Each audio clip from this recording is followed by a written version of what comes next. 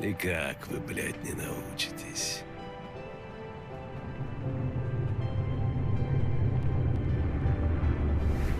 Так, во-первых, я хочу поблагодарить разработчиков из студии Callback за то, что подогнали ключ игры на обзор. Очень приятно, что даже такому небольшому каналу, как наш, они уделили внимание.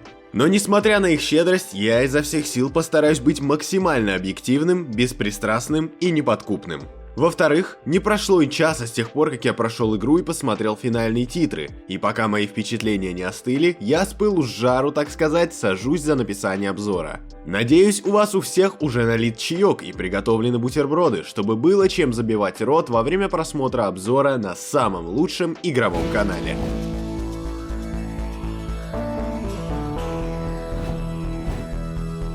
Сюжет.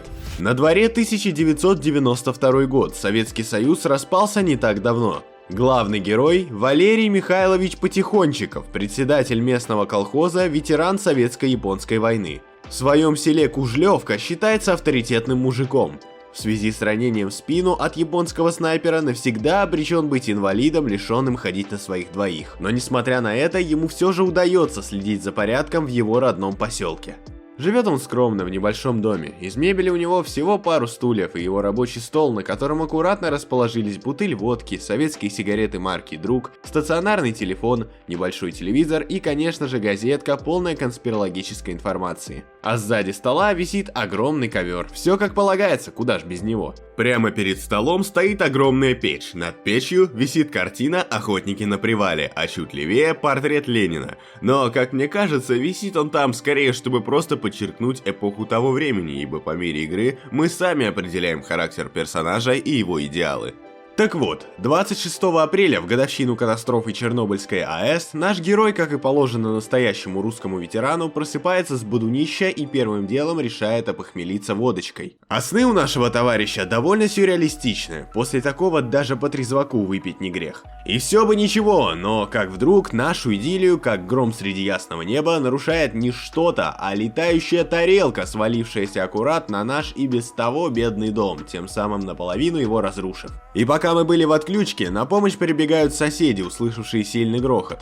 Знакомьтесь, вот они, слева направо, Клим, Степан и Василий. Три абсолютно разных персонажа в одной комнате первым делом решают, что же делать с этой тарелкой. Варианты были разные. Сдать ее на металлолом, рассказать о ней всему свету или вообще ничего с ней не делать и дождаться соответствующих органов. Мы, как председатель колхоза и не последний человек в селе, вправе принимать окончательное решение. В целом, это основная часть геймплея, но об этом чуть позже. Так вот, методом проб и ошибок наши герои выясняют, что это не просто летающая тарелка, а самый что ни на есть исполнитель желаний. А что может сотворить исполнитель желаний, оказавшись в руках наших героев?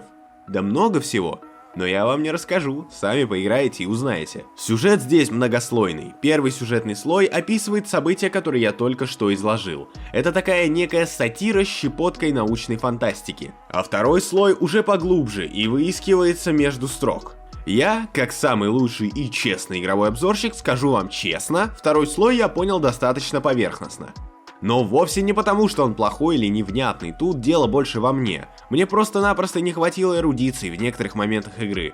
Историю я прогуливал. Уверен, если вы хорошо разбираетесь в истории прошлого века, читали какого-нибудь Маркса и без проблем отличаете социализм от капитализма, то вам определенно стоит поиграть в Кужлевку. В связи с этим, в этом ролике я не буду умничать и рассказывать о глубоких смыслах, заложенных авторами, но скажу, что сюжет здесь вариативен, благодаря чему в игре большая реиграбельность. Сама игра поделена на несколько актов, и каждый из них можно отдельно перепройти, чтобы посмотреть все варианты исходов. Соответственно, концовок тоже здесь несколько, целых 7. Видно, что разработчики делали большую ставку именно на вариативность, потому что решения мы принимаем практически в каждом диалоге, и все они влияют как на незначительные ситуации, так и на главный сюжет, разумеется. Персонажи.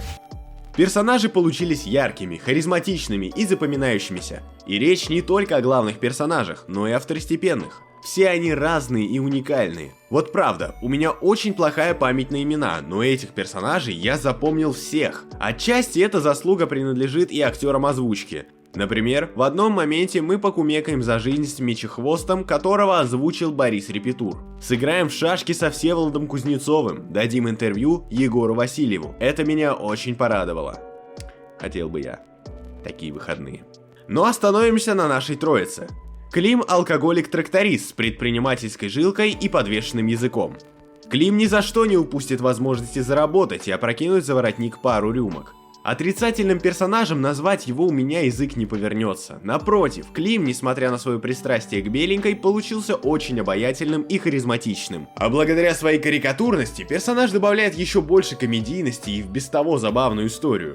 Василий – сельский учитель истории, самый молодой персонаж из нашей троицы и местный интеллигент. Василий не может адаптироваться к новым реалиям перестройки имеется в виду. Ему не нравится действующая власть в лице Ельцина, он презирает западную культуру и мечтает вернуть свой родной Советский Союз. На первый взгляд Василий скромный и интересный персонаж, но в тихом омуте черти водятся, как говорится. Он еще выкинет пару неожиданных фокусов, которые вас удивят. Степан – самый простой персонаж в нашей истории. Вот простой такой мужичок средних лет. Работает участковым в Кужлевке и вместе с нами пытается разобраться во всех назревших вопросах касательно упавшей тарелки. Степан еще не привык к распаду СССР и часто путается в выражениях. Также Степана мы можем использовать как охрану, выгоняя из нашей избы всех, кто нам не нравится. А не понравится может много кто по ходу игры, но лучше сами увидите. Геймплей. Сама игра и геймплейно, и повествовательно делится на две части. Помните, я вам говорил про сюжетную многослойность? Так вот здесь также. Большую часть игры вы будете проводить у себя дома за столом. Геймплей в этих моментах минимальный и завязан в основном на диалогах. Как это обычно происходит? Сидим мы, значит, всей нашей компанией в доме и впускаем в дом по одному человеку, который хочет загадать желание. Первым делом мы выясняем, что у него за желание такое. Прикидываем, можно ли этого человека пропустить к тарелке или нет, в зависимости от адекватности желания. Если мы его пропускаем, мы вбиваем запрос на бандуре. Это такая инопланетная штука, подключенная к нашему телевизору. Из предложенных на выбор слов мы составляем наиболее подходящий запрос. Если все сделали правильно, то желание сбудется. А если нет, то, мы вас предупреждали, результат может быть непредсказуем. А право на желание у каждого человека есть только одно, кстати говоря. Вторая часть происходит уже во снах нашего главного героя. Тут разработчики совсем ушли в сюрреализм и абсурд. Сами эти сны длятся недолго, минут по 15. А геймплея здесь больше. Вам дадут и из автомата пострелять, правда патронов на него нет, потом привезут. И в шашки мы тут сыграем, и кроссворд поотгадываем с помощью деревенского сортира посреди Древнего Египта, и много чего еще. Так как Валерий Михайлович у нас инвалид, прикованный к креслу, сны — это единственное место, где мы можем полноценно ходить и даже бегать. Поэтому мы вольны исследовать относительно небольшие открытые местности и искать полезные предметы, например, какие-то сюжетные вещи или обычные записки, из которых узнается дополнительная информация про персонажей или мир игры. Также в игре есть и простенькие головоломки, но если вы ленивая задница, то разработчики о вас позаботились и сделали возможность их пропустить, что очень любезно с их стороны. На этом весь геймплей заканчивается, поэтому жанрово отнесу игру к визуальной новелле. Все остальное. Кстати, о визуале. Выглядит игра в целом приятно. Стилизация персонажей простенькая, но милая. В целом, как по графике, так и в визуальном плане ничего выдающегося, но выглядит похвально, особенно учитывая, что это дебютный проект студии Callback. Тем не менее, парочка сцен все же смогли меня удивить и дать словить чувство прекрасного. Например, плацкартный поезд, бороздящий космос. Это была любовь с первых минут игры. Отдельно похвалю саундтреки и эмбиенты к игре. Они однозначно добавляют в игру ламповость и какую-то свою домашнюю атмосферу. Над музыкой в игре трудилась группа «Пустая электричка», ссылку на них я добавлю в описание к этому ролику. А вот по саунд-дизайну есть проблемы. Например, в игре кто-то падает, а звука падения нет. Может быть, это просто баг, но в обоих случаях это не есть хорошо. Анимации местами кривоваты, топорные и недостаточно плавные.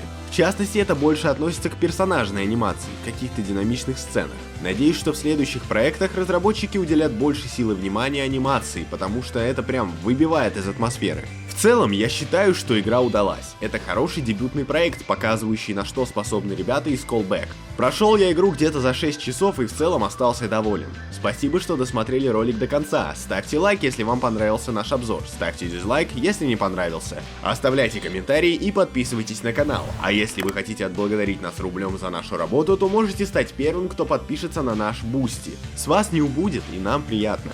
А я ушел продолжать писать сценарий для нового большого ролика, чтобы тебе, товарищ, было что посмотреть. У меня есть телеграм-канал, в котором я время от времени делюсь своим прогрессом в творчестве, кидаю смешные гифки и много чего еще. Ссылочка в описании. До новых встреч, увидимся!